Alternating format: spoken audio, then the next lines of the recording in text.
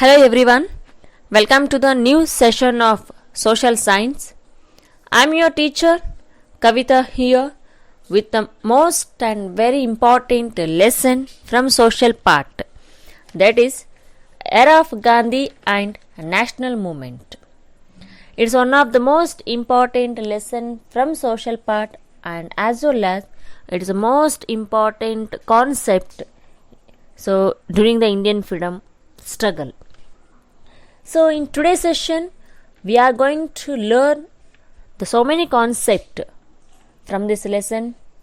Those are early life and growth of MK Gandhi, it means Mohandas Karamchand Gandhi, and Gandhiji in India and how Gandhiji entered in the Indian freedom movement and meaningful achievements of Gandhiji's struggle, and as well as unity of Hindu and Muslim. This is the first part. We are going to learn the early life of the MK Gandhi and how Gandhi had entered in the Indian freedom movement and MK Gandhi's two important achievements, and as well as unity of Hindu and Muslim. These are all the concepts we are going to learn in today's session.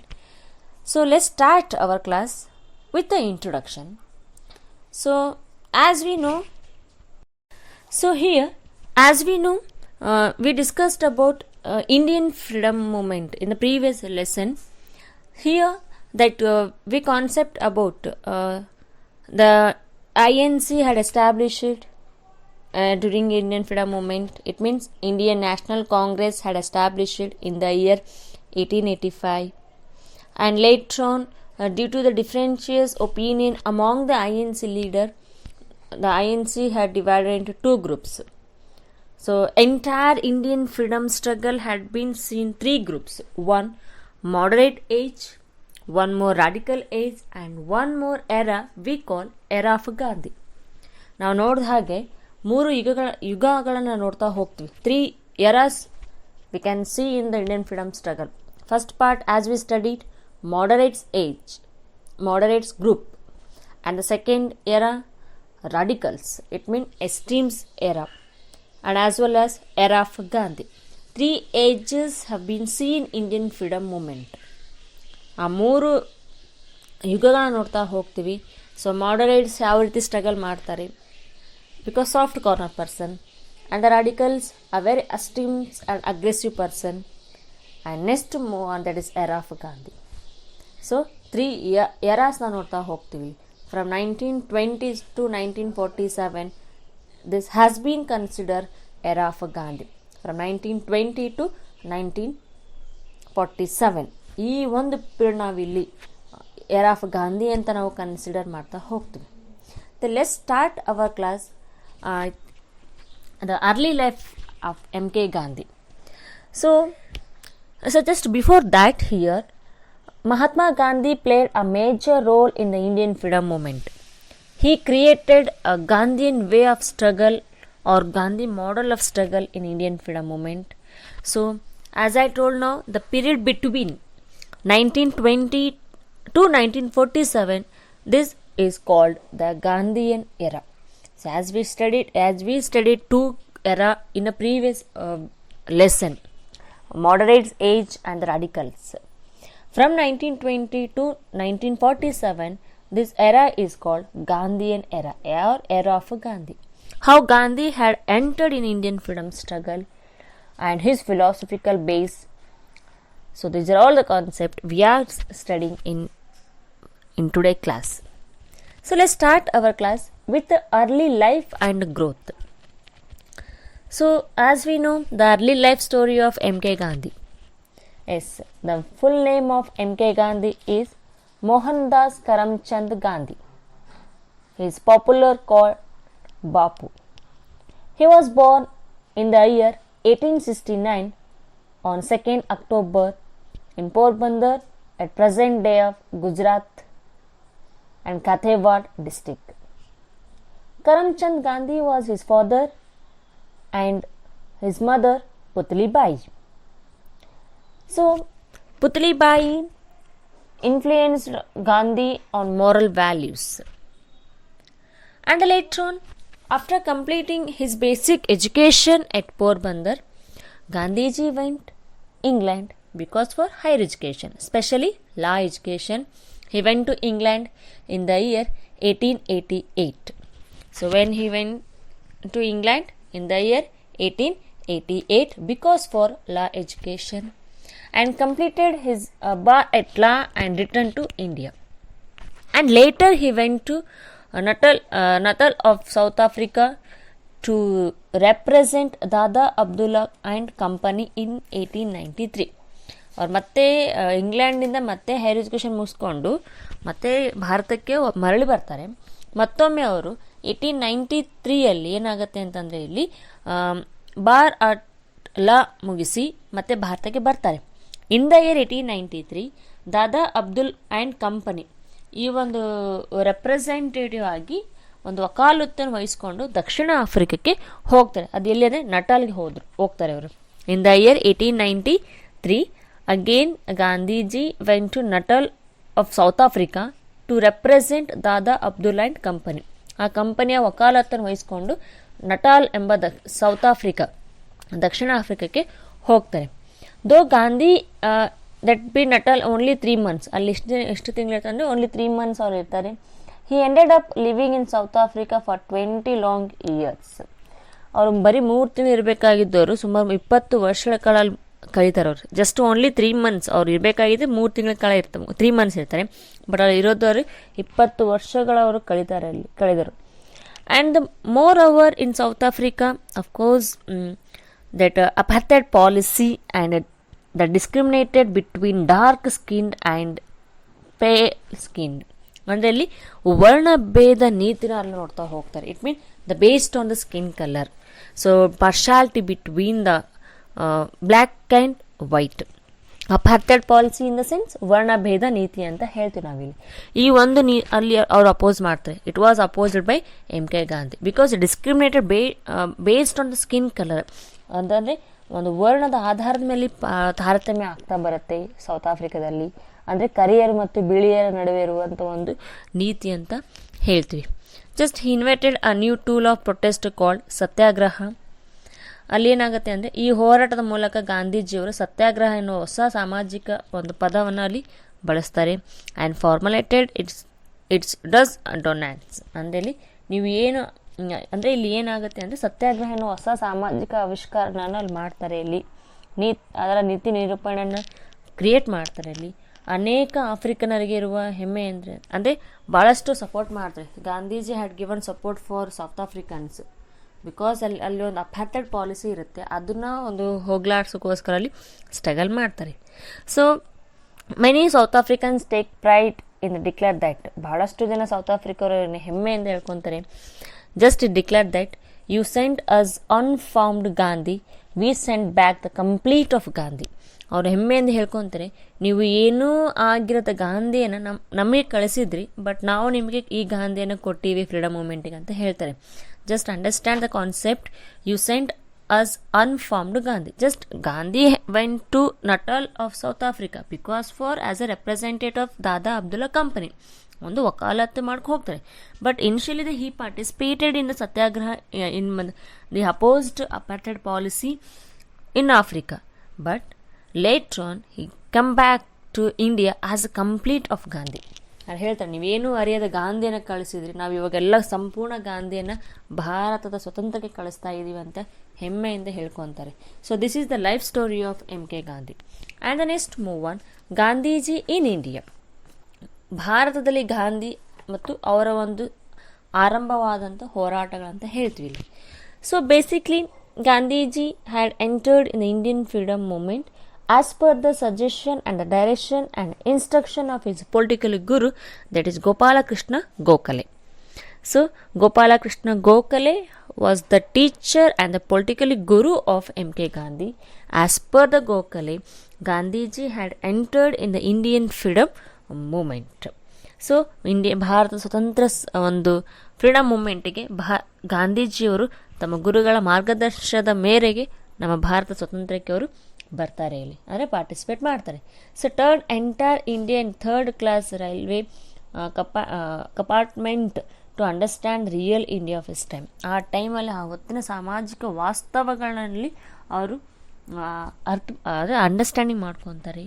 He gave institutional shape of his struggle by the establishment of Sabarmati Ashrama at Ahmedabad in 1916. Yes, Gandhiji had established Sabarmati Ashrama at Ahmedabad in 1916. He understood the problems of farmers. Yes, M.K. Gandhi had understood the problems of farmers, Dalit, tribal people, workers, labours and other sections of Indian society. ಭಾರತದಲ್ಲಿರುವಂಥ ಅನೇಕ ಕೆಳವರ್ಗದ ಒಂದು ಜನರ ಒಂದು ಪ್ರಾಬ್ಲಮ್ಸ್ನ ಇವರು ಅರ್ಥ ಮಾಡ್ಕೊತಾರೆ. 1917 Gandhiji launched Champaranya movement in support for indigo growers. 1917 Champaranya ಬಿಹಾರದಲ್ಲಿ ನಡೆದಂಥ ಚಂಪಾರಣ್ಯ ಅಂದರೆ ನೀಲಿ ಬೆಳೆಯಿಂದ ಸಂತ್ರಸ್ತರಾದ ರೈತರ ಪರವಾಗಿ ಚಂಪಾರಣ್ಯ ಚಳುವಳಿಯನ್ನು ಆರಂಭಿಸ್ತಾರೆ. ಇಂಡಿಗೋ ಗ್ರೋವರ್ಸ್ ಇನ್ ಬಿಹಾರ್ ಅಂದರೆ 1917 ಗಾಂಧೀಜಿಯವರು ಸ್ಟಾರ್ಟ್ ಮಾಡ್ತಾ ಹೋಗ್ತಾರೆ. So because support of IndiGo growers and made the British government accept the demands of the farmers. ರೈತರ ಒಂದು ಡಿಮ್ಯಾಂಡ್ ಅವ್ರು ಆಕ್ಸೆಪ್ಟ್ ಮಾಡ್ಕೋಬೇಕು ಅಂತೇಳಿ ಗಾಂಧೀಜಿಯವರು ಚಂಪಾರಣ್ಯ ಸತ್ಯಾಗ್ರಹಕ್ಕೆ ಅವರು ಸಪೋರ್ಟ್ ಮಾಡ್ತಾರೆ. In 1918 he started movement in support of mill workers of Ahmedabad. ಮತ್ತೊಂದು ಅಹಮದಾಬಾದಲ್ಲಿ ಹತ್ತಿ ಗಿರಣಿ ಕಾರ್ಮಿಕರ ಸಂಬಳ ಹೆಚ್ಚಿಸುವ ಸಲುವಾಗಿ ಅವರು ಕೂಡ ಸಪೋರ್ಟ್ ಮಾಡ್ತಾರೆ in 1918 because for to increase the salary. And the later on ಮುಂದೆ ಏನಾಗುತ್ತೆ ಅಂದರೆ ಅದೇ ವರ್ಷದಲ್ಲಿ ಗುಜರಾತ್ನ ಖೇಡಾ ಎಂಬಲ್ಲಿ ನಡೆದ ರೈತರ ಮೇಲಿನ ತೆರಿಗೆ ಸಂಬಂಧಿಸಿದ ಹೋರಾಟ ಕೂಡ ಯಶಸ್ವಿ ಆಗುತ್ತೆ. ಅಂದರೆ ಖೇದಾ ಎಂಬ ವಿಲೇಜ್, ಗುಜರಾತಲ್ಲಿ ಬರುವಂಥ ಖೇದಾ ಎಂಬ ವಿಲೇಜಲ್ಲಿ ರೈತರ ಮೇಲೆ ನಡೆದಂಥ ಲ್ಯಾಂಡ್ ಟ್ಯಾಕ್ಸಸ್ ಅದು ಕೂಡ ಸಕ್ಸಸ್ಫುಲ್ ಆಗುತ್ತೆ. ಅದರ ಒಂದು ಹೋರಾಟಕ್ಕೆ ಏನಾಗುತ್ತೆ ಅಂತಂದರೆ ಇಲ್ಲಿ ರೈತರ ಎಷ್ಟು ಕಟ್ಟಬೇಕಾಗುತ್ತೆ ಅಷ್ಟು ಕಟ್ಟಬಹುದು ಅಂತೇಳಿ ಬ್ರಿಟಿಷ್ ಗೌರ್ನಮೆಂಟ್ ಹೇಳ್ತಾರೆ ಇಲ್ಲಿ.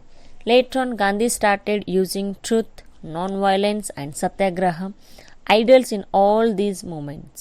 He also started interacting with the common people, making the freedom movement more people-based movement.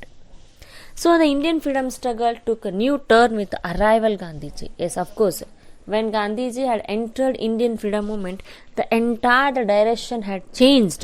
When Gandhiji had entered Indian freedom struggle, just he employed passive resistance, non-violence and satyagraha as the main strategy in is struggle. ಅವ್ರು ತಮ್ಮ ಒಂದು ಬಳಕೆ ಮಾಡ್ಕೊಂತ 3 ಸಿದ್ಧಾಂತಗಳು, ಪರೋಕ್ಷ ಪ್ರತಿರೋಧ, ಅಹಿಂಸೆ ಮತ್ತು ಸತ್ಯಾಗ್ರಹವನ್ನು ಇಟ್ಕೊಂಡು ಭಾರತದ ಸ್ವತಂತ್ರದಲ್ಲಿ ಒಂದು ದಿಕ್ಕನ್ನೇ ಬದಲಾಯಿಸಿದಂಥ ವ್ಯಕ್ತಿ ಯಾರು ಅಂದರೆ M.K. ಗಾಂಧಿ ಅಂತ ಹೇಳ್ತೀವಿ. And later on he use to express his thoughts in the periodicals Young India and Harijan. ತಮ್ಮ ಸಿದ್ಧಾಂತಗಳನ್ನ ಅವರು ಹರಿಜನ ಮತ್ತು ಯಂಗ್ ಇಂಡಿಯಾ ಪತ್ರಿಕೆಗಳ ಮೂಲಕ ವ್ಯಕ್ತಪಡಿಸ್ತಾರೆ. So this is Gandhiji had entered in the Indian freedom movement. And the next move on meaningful achievements of Gandhiji struggle. ಏನೇನು meaningful ಅವರು ಸತ್ಯಾಗ್ರಹ ಮತ್ತು ಅಹಿಂಸಾ ಅಂತ ಹೇಳ್ತೀವಿ, ಅವೇನು ಮೀನಿಂಗ್ಫುಲ್ ಅದು? Satyagraha is one of the major methods of protest of Gandhiji. ಗಾಂಧೀಜಿಯವರ ಹೋರಾಟದ ಬಹುಮುಖ್ಯವಾದ ವಿಧಾನವೇ ಸತ್ಯಾಗ್ರಹ ಅಂತ ಹೇಳ್ತೀವಿ. And the word Satyagraha means the assertion of the truth, ಅಂದರೆ ಸತ್ಯವನ್ನೇ ಹೇಳಬೇಕು, ಸತ್ಯವನ್ನು ಆಗ್ರಹಿಸುವುದಂತ ಅಥವಾ ಒತ್ತಾಯಿಸುವುದಾಗಿದೆ ಅಂತ ಹೇಳ್ತಾರೆ. It was one of the major weapons employed in South Africa. Of course apartheid policy ಆಗುತ್ತೆ ಅಲ್ಲಿ, ವರ್ಣಭೇದ ನೀತಿ, ಅಲ್ಲಿ ಬಳಕೆ ಮಾಡಿದಂಥ ಒಂದು ವರ್ಡ್ ಏನು ಅಂತಂದರೆ Satyagraha. It was one of the major weapons used in South Africa. It is moral weapon and it's based on the non-violence. It means rightful place of truth by employing the peaceful means. ಇದೊಂದು ಆಯುಧ ಆಗುತ್ತೆ, ಈ ಒಂದು ಅಸ್ತ್ರ ಅವರಿಗೆ ನೈತಿಕ ಶಕ್ತಿ ರೂಪ ಆಗುತ್ತೆ. ಸತ್ಯಾಗ್ರಹ ಹಿಂಸೆಯನ್ನು ಆಧರಿಸಿದ್ದು, ತಪ್ಪು, ಹಿಂಸೆ ಮತ್ತು ಅಸತ್ಯನ ಖಂಡಿತವಾಗಿ ನಿರಾಕರಿಸುವ ಒಂದು ಕ್ರಮ ಆಗುತ್ತೆ. ಸತ್ಯಾಗ್ರಹ ಇಂಟೆನ್ಷನ್ ಅಂತಂದರೆ ಸತ್ಯವನ್ನೇ ಅಂದರೆ ಅದ್ರ ಮೂಲಕನೇ, ಅಂದರೆ ಸುಳ್ಳಿಗೆಲ್ಲ ದಾರಿ ಮಾಡಿಕೊಡ್ಬಾರ್ದು ಅಂತ ಹೇಳ್ತಾರೆ ಇಲ್ಲಿ. So satyagraha is one of the major methods of M.K. Gandhi. Another achievement that is Ahimsa. Ahimsa is the basic aspect of Gandhiji struggle. he just believed that one should face violence with ahimsa and satyagraha. ಅವ್ರು ಹೇಳ್ತಾರೆ ಗಾಂಧೀಜಿಯವರ ಹೋರಾಟದ ಮತ್ತೊಂದು ಆಶಯ ಯಾವುದು ಅಂತಂದರೆ ಅಹಿಂಸೆ ಆಗುತ್ತೆ. ಸಶಸ್ತ್ರ ಬಲಪ್ರಯೋಗದ ವಿರುದ್ಧ ಅಹಿಂಸೆ ಮತ್ತು ಸತ್ಯಾಗ್ರಹ ಮೂಲಕ ಮುಖಾಮುಖಿ ಆಗಬೇಕಂತ ಹೇಳ್ತಾರೆ. Just he believed that one should face violence with ahimsa and Satyagraha. ಮುಖಾಮುಖಿ ಆಗಬೇಕು, ಇದ್ರ ಮೂಲಕ ಅಹಿಂಸೆ ಮತ್ತು ಸತ್ಯಾಗ್ರಹದ ಮೂಲಕನೇ ಮುಖಾಮುಖಿ ಆಗಬೇಕು, ಅವರು ನಿಲುವಾಗುತ್ತೆ. And Gandhi employed the motherly strategy such as ahimsa Satyagraha and fasting against the British military. ಅವರು ಮತ್ತು ಉಪವಾಸ ಸತ್ಯಾಗ್ರಹ ಕೂಡ ಮಾಡ್ತಾರೆ ಅವರು ಗಾಂಧೀಜಿಯವರು. So this is about ahimsa. And the next move on unity of Hindu and Muslim. Yes, this is a major element or major aspect Indian freedom struggle. So pre-independent Hindu and Muslim were very strong and very close relationship and close bonding between Hindu and Muslim in the pre-independent. ಅಂದರೆ 1947 ಮುಂಚೆ ಅವರಿಬ್ಬರು ಜೊತೆಯಾಗಿ ಹೋರಾಡಿದ್ರು ಬ್ರಿಟಿಷರ ವಿರುದ್ಧ ಅಂತ ಹೇಳ್ಬೋದು, ಹಿಂದೂ ಮತ್ತು Muslim. Just Gandhiji always championed the unity of Hindu and Muslim during the national freedom struggle. Just he believed that without unity among the Muslim and Hindus, it's very difficult to achieve Indian freedom. It's very difficult to achieve independence. ಅಂದರೆ ಒಂದು ಹೆಂಗೆ ಅಂತಂದರೆ ಭಾರತೀಯ ಸ್ವತಂತ್ರ ಹೋರಾಟದ ಸಂದರ್ಭದಲ್ಲಿ ಹಿಂದೂ ಮತ್ತು Muslim ಏಕತೆಯೇ ಅತ್ಯಂತ ಬಲವಾಗಿ ಪ್ರತಿಪಾದಿಸಿದ ವ್ಯಕ್ತಿ ಅಂದರೆ ಗಾಂಧಿ ಅಂತ ಹೇಳ್ತೀವಿ. Because Hindu and Muslims a part of the Indian freedom struggle. Hindu and Muslim ಈ ಸಮುದಾಯಗಳ ನಡುವೆ ಏಕತೆ ಇಲ್ಲದಿದ್ದರೆ ಭಾರತಕ್ಕೆ ಸ್ವತಂತ್ರ ಸಾಧಿಸಿದ ಭವಿಷ್ಯದಲ್ಲೇ ರಾಷ್ಟ್ರವಾಗಿ ಬಾಳೋದು, ಅಂದರೆ ಭವಿಷ್ಯದಲ್ಲೇ ರಾಷ್ಟ್ರವಾಗಿ ಬಾಳುವುದೇ ಕಷ್ಟವೆಂದವರು ನಂಬಿರ್ತಾರೆ. Just he believe that without unity among the Hindu and Muslim it's difficult to achieve independence and also it's become difficult to serve as a national in the future. Just he believe that the strong togetherness between Hindu and Muslim. He always said Hindu and Muslim are the two eyes of the mother India. ಅವರು ಹೇಳ್ತಾರೆ ಭಾರತ ಮಾತೆ ಎರಡು ಕಣ್ಣುಗಳೆಂದು ಗಾಂಧಿ ಅವ್ರು ಹೇಳ್ತಾರೆ ಹಿಂದೂ ಮತ್ತು ಮುಸ್ಲಿಮರನ್ನ. So that because for that here Khilafat movement was supported by MK Gandhi. Khilafat movement ಎಲ್ಲ ಅವರು ಸಪೋರ್ಟ್ ಮಾಡ್ತಾರೆ. Because just he believe that one thing here, before independent Hindu and Muslim were together, both also were together. Both communities, both religions they had struggle because for independence. This is a very short and sweet part 1 video. So just this is the one of the concept to understand how Gandhi had entered in Indian freedom movement. By this concept today we have completed our session. So next concept, the major concept during the Indian freedom struggle and very interesting concept, how Indian freedom struggle had become very famous and how Indian freedom struggle had become powerful across the India. Next part is there. This concept we will study in the next session. Till then, keep watching the video. Thank you and have a nice day.